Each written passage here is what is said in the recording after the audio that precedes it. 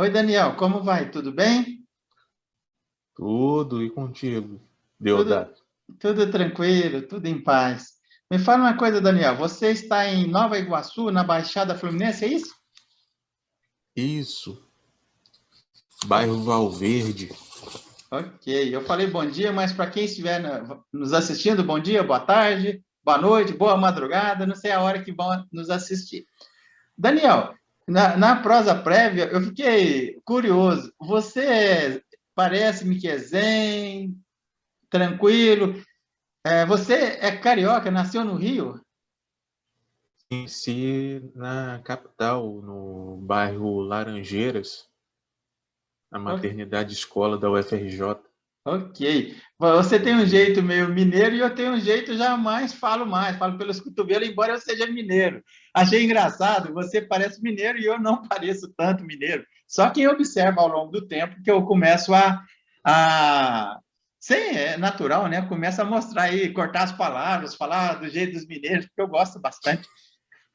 Cara, me fala uma coisa, tem umas curiosidades aí.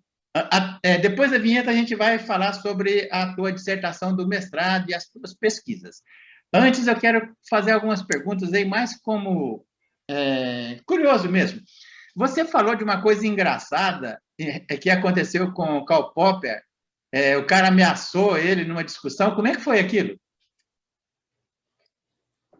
Estavam e Wittgenstein reunindo um evento e a discussão do momento era da existência ou não de problemas filosóficos. O Popper defende claramente a existência de problemas filosóficos, problema da indução, problemas éticos, questões éticas, né? E dentro desse acontecimento, dentro desse, o Popper e o Wittgenstein começaram a dizer acerca da existência de problemas filosóficos. Wittgenstein afirmando ferrentemente que não existem. Nós conhecemos a clássica declaração dele de que os problemas filosóficos na realidade são problemas de problemas concernentes a problemas linguísticos mal resolvidos, e o Popper, por outro lado, defendendo a existência dos problemas filosóficos, a ponto de o Wittgenstein ficar tão furioso e levantar um atiçador de lareira em direção ao Popper. Aí o Popper rebate o Wittgenstein da seguinte maneira: existem problemas filosóficos. Um deles é não levantar o atiçador de lareira contra os convidados, contra o convidado. Ou seja, uma questão ética em brinquedo. Legal. Você sabe que eu comentei com você na prosa prévia que em vários momentos dentro das academias ou em congressos, seminários aconteceram. Assim, foram quase que as vias de fato. No renasc... no... Giordano. Giordano Bruno no Renascimento, em Oxford, defendendo o heliocentrismo. Veja bem, assim, é um convite para que todos os acadêmicos continuem na posição de humildade, porque conhecimentos podem ser revistos permanentemente.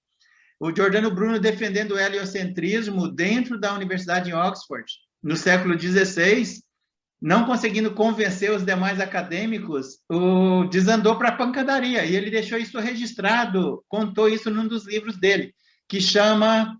Ah, não, não sei o que, de cinzas, eu não me lembro o nome, é que foi aconteceu numa quarta-feira de cinzas. Aliás, o Giordano Bruno produziu muito mais do que as pessoas que só observam o Giordano Bruno pelas lentes do grande público. Ele teve uma produção acadêmica extensa, muito grande. Deixa eu te perguntar uma coisa que está me deixando curioso.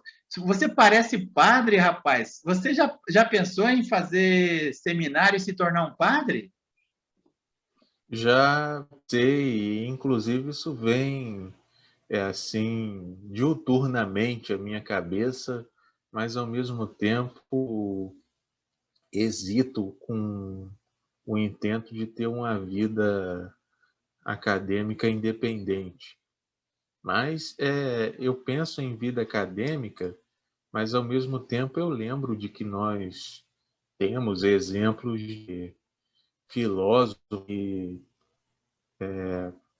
tiveram vida sacerdotal e vida acadêmica. Um deles é o Mariano Artigas, um filósofo espanhol, padre católico, que dedicou um bom tempo de sua vida estudando Popper, propondo uma nova chave de leitura a partir de uma base ética que está desde o início da obra do Popper. E ele era padre, lecionava na Universidade de Navarra.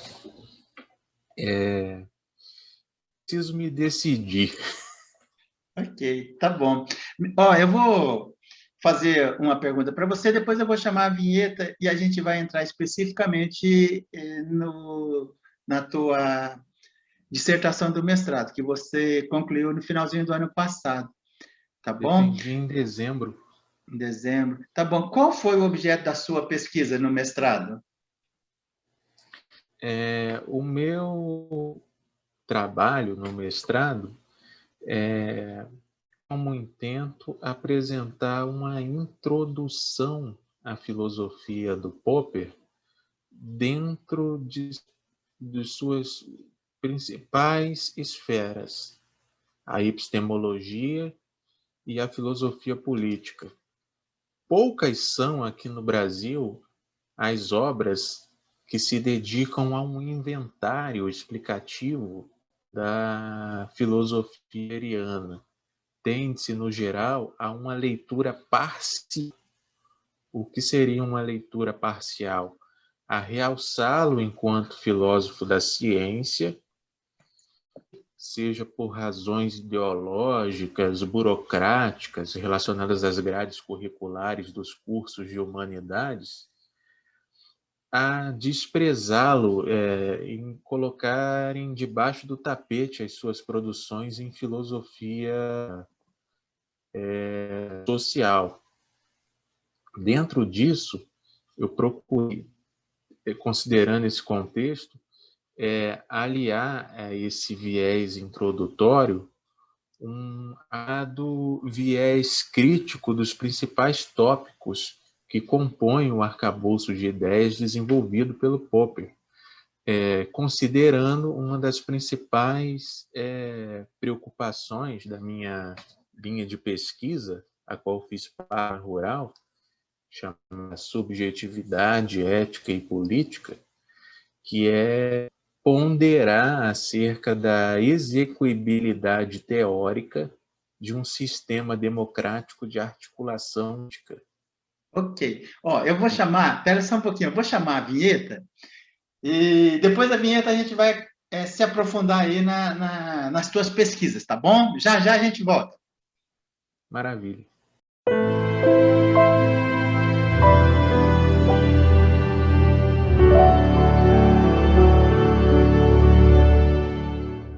Ok, como eu estava já conversando na primeira parte com o Daniel Vieira, eu já estava conversando previamente, trocando algumas ideias, agora eu vou entrar especificamente na pesquisa do mestrado que ele concluiu. Daniel, vamos retomar. Você estava falando aí sobre o objeto da tua pesquisa. Pode concluir.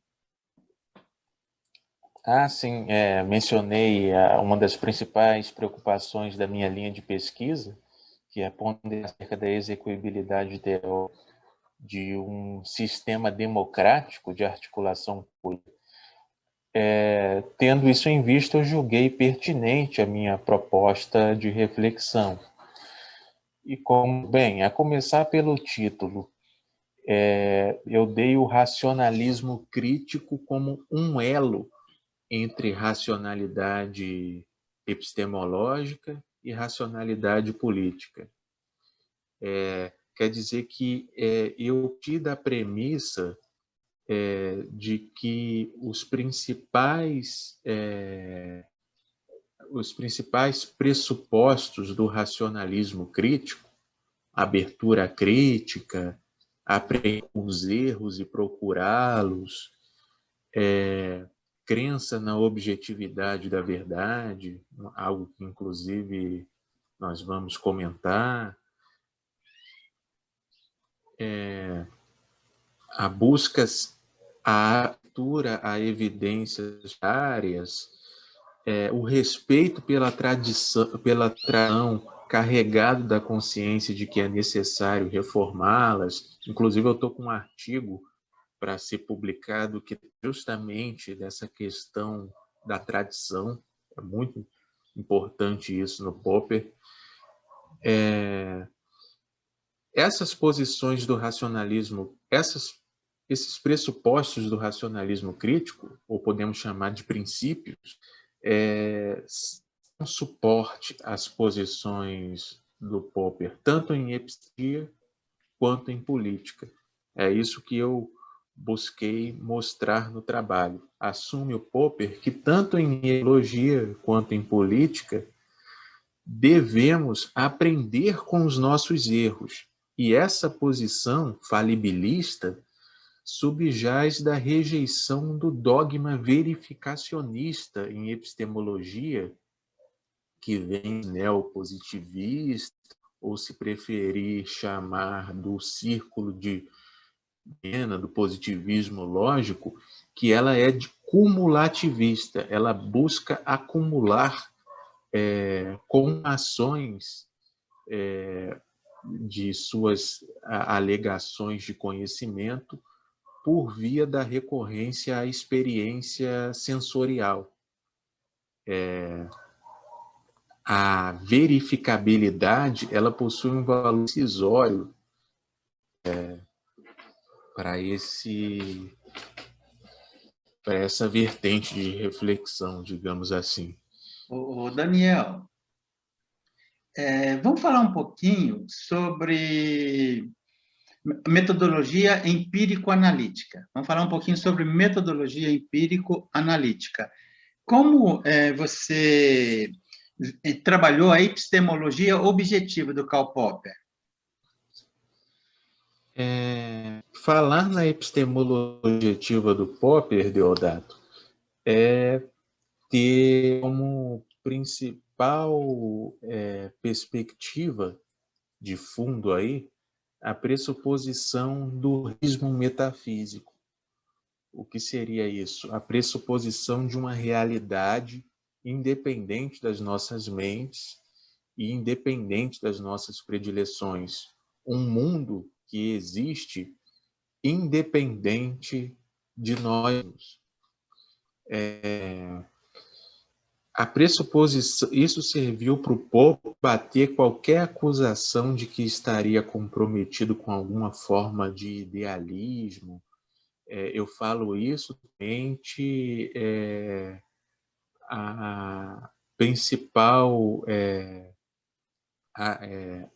o principal distintivo do idealismo, dos filósofos idealistas aos quais o Popper se referia, que era a crer que o nosso conhecimento seria derivado, e com isso leia-se indutivamente, das nossas experiências sensoriais.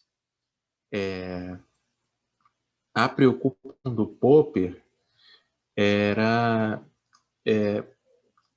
dizer que, ao contrário do que esses filósofos de crença, como eles chamavam, a preocupação do epistemólogo não deve ser com a origem das ideias, mas sim com a verdade daquilo que sustentamos, das nossas teorias, das nossas alegações de conhecimento. E com isso, diante da insuficiência do dogma verificacionista, que inclusive mostrou-se incapaz de fornecer um modelo adequado de racionalidade científica diante da derivada da física newtoniana, que se deu no século passado com a ascensão da teoria da relatividade geral, com o trabalho do Einstein, ele viu na possibilidade de submissão de teorias, hipóteses, conjecturas à intersubjetividade crítica, a possibilidade de elas serem criticadas por uma comunidade científica a ponto de serem contraditadas por evidências negativas, principal via, como a via salutar do progresso científico. Daniel. Fechando isso, ok, desculpa, pode fechar. Fechando isso, eu julguei para tão relevante etapa apresentar os princípios tópicos da epistemologia de Popper. Antes de eu adaptá-lo, pode falar, Deodato. Não, pode concluir. Não, depois você volta, então. Eu queria saber, antes, se houve implicações políticas a partir da epistemologia objetiva do Popper. Sim, vamos chegar lá. Ok. E isso é um aspecto muito interessante. Foi o que mais me moveu na edição da minha dissertação. Quais são os principais tópicos da epistemologia do Popper? Como falando, o realismo como pressuposto metafísico, que eu acabei de mencionar, o problema da demarcação, cuja característica principal de uma teoria seria a refutabilidade, a possibilidade de ela ser contrariada por evidências vivas, sendo assimétrica ao verificacionismo, que busca por evidências positivas firmes em uma teoria, o convencionalismo popperiano. E aqui está a principal marca de uma epistemologia que é objetiva. Ao invés de focar em procedimentos de cunho psicológico ou pessoal, tal como as motivações ou inspirações de um cientista ao fazer determinado tipo de pesquisa, Popper focou em procedimentos de cunho objetivo, daí uma epistemologia objetiva, que são, para ele, convenções ou regras do jogo das ciências empíricas. Ele dá o exemplo de regras. Assim como o jogo do xadrez tem as regras do jogo, tem suas regras, as regras do jogo do xadrez, fornece as regras do jogo da ciência empírica. E não à toa a sua obra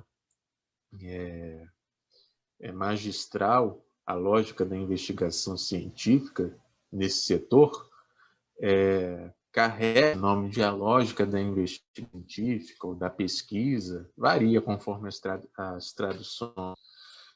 São duas as principais regras.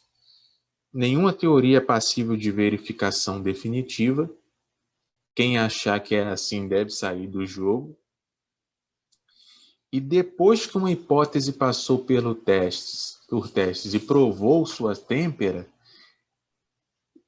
não é possível que ela seja eliminada sem uma boa razão, tal como a substituição por outra hipótese mais testável.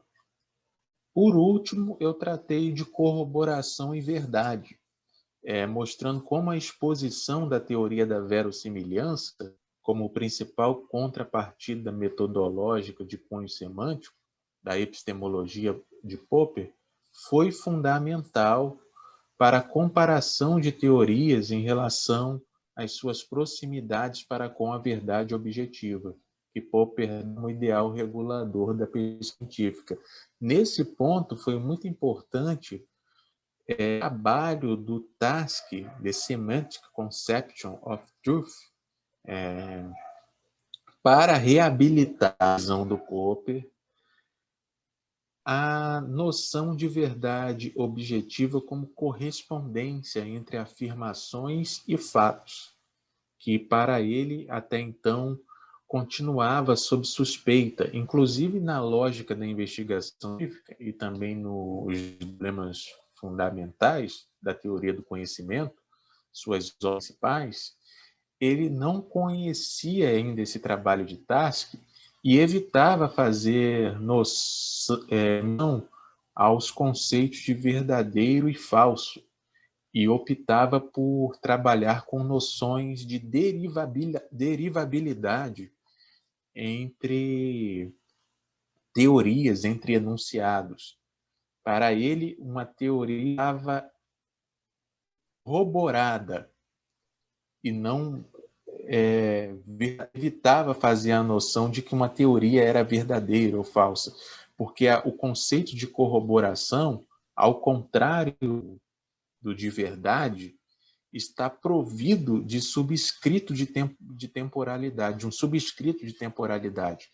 Uma teoria encontra-se corroborada até um determinado momento. A partir do momento em que ela é contraditada por uma evidência contrária, ela de estar corroborada. E o trabalho do Tarski foi importante no seguinte aspecto. O Popper achava que havia uma carência de uma verdade, uma carência de uma linguagem, que permitisse falar de afirmações e dos fatos aos quais elas fazem referência. Tarski, a partir do seu ensaio, ofereceu a possibilidade de uma linguagem semântica que contém termos como denotação, satisfação, termos que tratam da relação das assertivas com os aos quais elas fazem referência, em oposição à linguagem objeto, que contém sua sintaxe e expressões que descrevem seus próprios termos. Essa pressuposição de uma hierarquia, a metalinguagem semântica, estando a um patamar acima da linguagem objeto, foi fundamental para retirar esse véu de da teoria correspondentista da verdade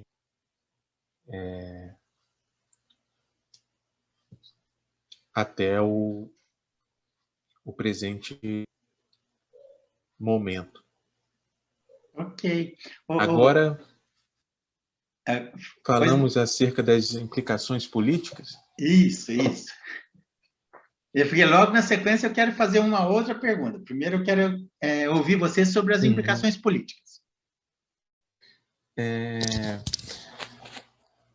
A etimologia negativista abraçada pelo Popper, que procura diuturnamente posições contrárias às hipóteses e teorias até então dadas como aceites, é aquela questão da submissão das teorias à mais feroz luta pela sobrevivência, diz lá da investigação científica, serviu como fundamento para a visão de mundo liberal. O que quero dizer com isso?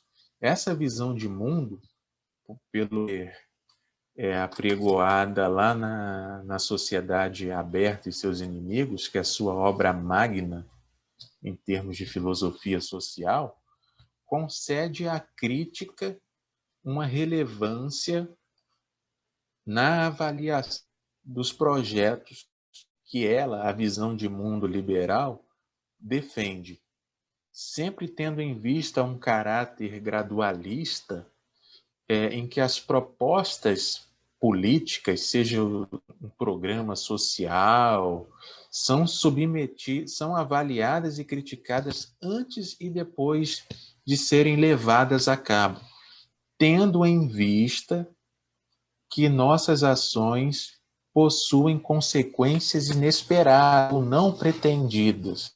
E a necessidade de as propostas, mesmo depois de levadas a cabo, continuarem sendo examinadas, debatidas, criticadas.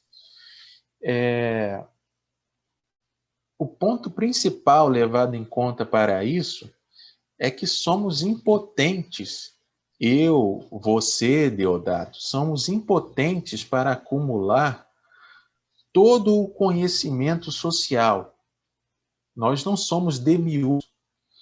Esse conhecimento ele encontra-se disperso entre as inúmeras mentes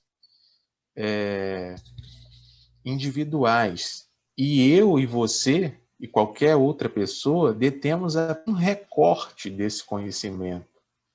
Isto é, conhecemos tão somente alguns dos N mecanismos que movimentam a realidade. Eu até lembro, nesse caso aqui, de uma frase que é atribuída ao Isaac Newton, que se encaixa perfeitamente nessa questão, que diz que o que nós sabemos é uma gota e o que ignoramos é um oceano. Desse modo, nós temos uma cultura epistemológica marcada pela modéstia, é uma epistemologia humilde quanto às nossas pretensões de saber e marcada pelo rigor analítico, fortemente anti-indutivista, ou seja, para Popper, influenciado pelas especulações do David Hume. Não há justificação lógica para se passar de enunciados singulares, seja anotações de experimentos laboratoriais e tal, para enunciados universais, para teorias universais. Aquele caso dos cisnes brancos, que ele dá lá na lógica da investigação científica, é um exemplo muito claro, porque o fato de todos os cisnes que eu e você vimos até o momento serem brancos, não justifica que todos os cisnes sejam brancos. Podemos viajar para determinada região lá da Austrália, por exemplo, encontrar um cisne negro. E essa postura anti-indutivista, ela é incompatível com o historicismo. O que seria o historicismo? A concepção de que o desenvolvimento da sociedade é regido por leis ou tendências férreas que conduzem a um fim específico, tal como Marx via no triunfo do proletariado, por exemplo. Quanto com o utopismo, Popper vai rastrear lá nos antigos, na filosofia de Platão, que é caracterizado pela tentar remodelar a sociedade a partir de um plano racional pré-estabelecido. O que nós temos no Platão é o estado ideal, ou uma aristocracia dos sábios, o governo dos filósofos, do rei filósofo. Popper, de tal modo, quando ele se refere às filosofias desses por ele como os principais inimigos da sociedade aberta, Platão, Hegel, Marx, e isso levantou bastante controvérsias, a fúria dos apologetas desses autores, inclusive Ronald Levinson um apologeta de Platão, publicou Defense of Plato, a partir dos ataques de Popper. Ao atacar esses autores, o Popper tem em mente uma explícita conexão entre historicismo e totalismo, que para conduzir ao fim que as leis de desenvolvimento apontam, é preciso modelar a sociedade a partir do que o sábio, o defensor, o sábio, o defensor desse fim, dessa concepção de que a história é regida por fins últimos, o triunfo do socialismo científico, por exemplo, a partir dos corifeus de uma determinada perspectiva, do fim último, remodelar a sociedade em direção a esse fim. E nesse caso, tende-se ao autoritarismo, porque a característica de uma sociedade aberta não é a supressão das vozes dissonantes. E o regime autoritário, totalitário, para atingir seus fins, julga como importante suprimir vozes dissonantes que podem desviar esse percurso por ele pretendido. Ok.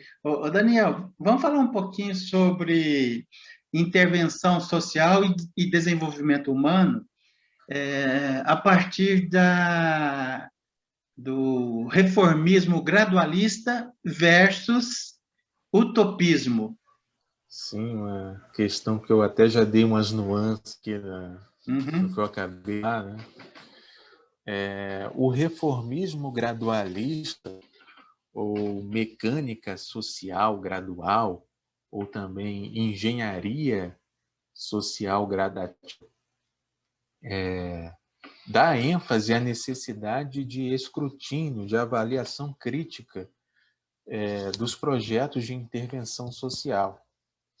A mecânica social gradual propõe que na política discutamos diuturnamente, com intensidade, as nossas propostas, a fim de que sejam aplicados os necessários corretivos antes e depois de levadas a cabo, não esquecendo que as nossas ações podem acarretar consequências não pretendidas. Nossas políticas e propostas estão abertas a melhorias. Inclusive, entra aqui a importância das liberdades, as liberdades de expressão, de pensamento, a liberdade dos cidadãos criticarem as propostas ou o modo de governar das autoridades por meio da imprensa, liberdade de imprensa, dos veículos de comunicação, rádio, TV, internet, a internet que tem um papel muito importante hoje em dia, as redes sociais, as mídias sociais. E, por outro lado, o utopismo, ele é já rastreado principalmente em Platão, mencionei logo atrás, via na mudança a decadência.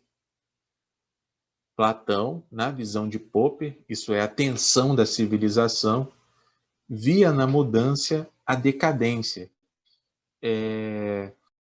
E buscava estabelecer plano ideal de sociedade como um todo. Tal situação exige um sistema de governo realizado que pode facilmente conduzir a uma ditadura benevolente, caso queira, por exemplo, trazer a felicidade para os seus súditos. A questão, inclusive, da obtenção da felicidade que Popper dava como algo inteiramente restrito à vida pessoal de cada um. Não cabe a nenhuma autoridade buscar, decretar o que é a felicidade e buscar impor isso aos governados. O demiurgo do regime, nessa maneira, precisa calar as vozes dissonantes para que o seu plano chegue ao fim almejado. E uma das mais contundentes que o Popper apresenta a esse método, que também pode ser chamado de holístico, porque ele busca uma remodelagem como um todo, é a de que os utopistas, ao quererem arrasar a própria sociedade na qual os planos demiúrgicos germinaram, acabam arrasando a si mesmos, porque eles, os demiurgos, os utopistas, e as ideias que eles tiveram para montar o seu projeto de remodelagem social são frutos dessa sociedade que eles querem destruir, fazer uma limpeza de tela. E assim, o enfoque tecnológico gradual, ao criticar as tentativas de saber se uma determinada ação econômica ou política é o resultado desejado, é também a tarefa que cabe às ciências sociais, que, infelizmente, Popper estavam atreladas ao que ele chama de teoria conspiratória. O que seria teoria conspiratória? Pressupor que sempre que ocorre algo de mal na sociedade, seja fome, guerra, desemprego, isso é fruto da ação de grupos mal intencionados, seja partido, seja a classe burguesa, que estão agindo por debaixo dos panos a fim de atingir o poder que estão no poder estabelecido. Só uma curiosidade diante de todo o contexto que a gente vive, os problemas do nosso Brasil, quando fala-se consequências não pretendidas, eu costumo lembrar do caso do BR no Rio de Janeiro, que foi um projeto criado a fim de melhorar o sistema de transporte, que já é caótico, mas o que nós vemos constantemente é o contrário. Lotação, um total desrespeito ao cidadão que acorda para trabalhar, falta de ônibus, necessidade de fazer baldeação para se deslocar da região da capital para outra. Ok. Daniel, e quais foram as conclusões que você chegou no teu mestrado? Todas essas reflexões do Popper, Deodato, suscitaram bastantes debates entre os teóricos do último século. Eu apresentei algumas críticas desses estudiosos. A primeira foi a crítica do Anton Quinton, um inglês falecido em 2010, a conexão popperiana entre historicismo e totalitarismo. Platão e Hegel seriam antes, na visão do Quinton, coletivistas morais. E as doutrinas derivadas desses coletivismos são fortemente autoritárias. Já o Marx, na visão do Quinton, era um historicista convicto, mas não um totalitário. O único elemento assim de autoritário presente no Marx, na visão do Quinton, era meramente verbal, a expressão ditadura do proletariado. Em seguida, apresentei as principais crises da crítica de Burleigh Taylor Wilkins, filósofo estadunidense, falecido em 2015, ao anti-historicismo do Popper. A principal origem do Wilkins é que o Popper, ao não reforçar que a interpretação é tão relevante para a ciência como é para a história, porque para o Popper, os historiadores eles não lidam com teorias como cientistas naturais lidam. Eles lidam com interpretações gerais, interpretações históricas. Cabe escrevermos uma história para Popper conforme apreciarmos, seja do ponto de vista da luta pela sociedade aberta, da luta contra a escravidão, por exemplo, e ao não reforçar que a interpretação é tão relevante para a ciência e para a história, a ciência também lida com interpretações na visão do Wilkins, nem mesmo dizendo que as interpretações são incomensuráveis, aqui ele usa até um linguajar que é familiar ao Thomas Kuhn e aos kuhnianos, o que o livraria dessa acusação, qual acusação? Rechaçar o mito do referente na ciência e a endossá-lo no âmbito da investigação histórica. O mito do referencial é a máxima tradicional que o Popper apresenta, um trabalho com esse título, o mito do referencial, é supor que duas ou mais pessoas não podem estabelecer um diálogo a não ser que compartilhem determinados pressupostos. O Popper ataca isso claramente lá no ensaio, dizendo que quanto menos pressupostos locutor e interlocutor compartilharem, melhor, mais frutífera será a discussão em termos de aprendizado. No entanto, não significa que uma discussão deve estar vazia de pressupostos. Isso tornaria uma discussão até mesmo inviável. Seria o que é importante, compartilharem alguns pressupostos, mas não alguns pressupostos, isso é comum, mas não tomar isso como uma condição essencial para que uma discussão seja frutífera de um ponto de vista crítico, de vista de aprendizado.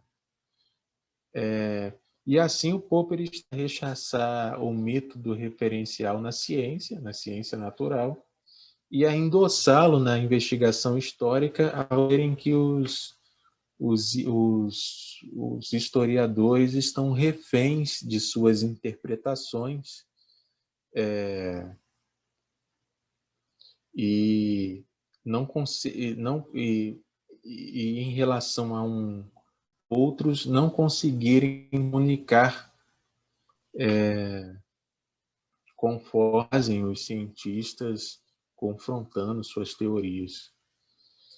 E, além desses, eu apresentei a análise crítica do John Gray, que é um influenciador, um filósofo ainda vivo, britânico, ao ataque de Michael Freeman em Sociology and Utopia, Some Reflections About the Social Philosophy of Karl Popper.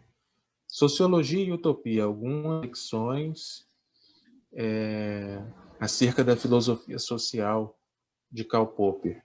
A conexão entre o pensamento epistemológico e o político do Popper. Para o Freeman, o Popper seria um revolucionário em ciência e um conservador em política. Para John Gray, Popper jamais ressaltou que um plano de idade seja rechaçado por não atender a critérios de cientificidade. Entraria em choque com seu falibilismo, inclusive com a sua consideração de que um fator de imparcialidade em política é considerar a incerteza do fator humano. E isso significa que tanto em ciência quanto em política, o Popper diz que devemos estar abertos à ciência, a evidências ativas, perdão. E daí eu me pergunto, onde há conservadorismo nisso? E eu terminei de apresentar a proposta do Mariano Artigas, filósofo espanhol e padre católico, falecido em 2006, segundo o qual a epistemologia de Popper seria mais uma atitude em torno da razoabilidade do que uma doutrina, estando essa atitude já pressuposta desde o início de todo o trabalho intelectual de Popper, não sendo uma mera decorrência tardia de sua metaciência. Inclusive, há um livro, tem o Lógica e Ética, em Karl Popper, depois ele pronunciou uma conferência, o Artigas, que foi publicada na revista Anuário Filosófico da Universidade de Navarra, mas há do Paulo Pardo de Oliveira, que eu recomendo, inclusive, chamado Da Ética à Ciência, uma nova leitura de Karl, se não me engano, que lá o Paulo Eduardo de Oliveira, propondo uma nova leitura do Popper a partir dessa chave ética, confronta 3 tipos de leituras que são dadas como tradicionais. A leitura parcial, que tende a ver apenas um lado da produção do Popper, eu até mencionei no começo da nossa conversa, ver o Popper como filósofo da ciência ou como filósofo político apenas, nada impede que também haja os que aqui enxergam apenas o lado político também. A leitura realista, que vê 2 Poppers, um filósofo da ciência e o outro Popper, filósofo político, e a leitura ingênua, é a terceira, que simplesmente vê a produção do Popper como um amontoado de textos sobre os mais diversos temas, sobre cosmologia, sobre política, e propõe essa chave de leitura, tendo como uma das principais referências o Mariano Artigas, de uma base ética, tá, desde o princípio, tendo em vista, inclusive, fatores biográficos do Popper, sua decepção com o Partido Comunista da Áustria, fatores que influenciaram da sua reflexão ética e científica. Ok. Daniel, muito bom falar com você. Eu quero te agradecer pela disponibilidade, por ter reservado esse tempo para conversar sobre as tuas pesquisas no mestrado. Muito obrigado, um abração. A gente volta a conversar no futuro outras vezes, tá bom? Eu que agradeço o privilégio de estar aqui conversando um pouco. Ok, um abraço, até. Até.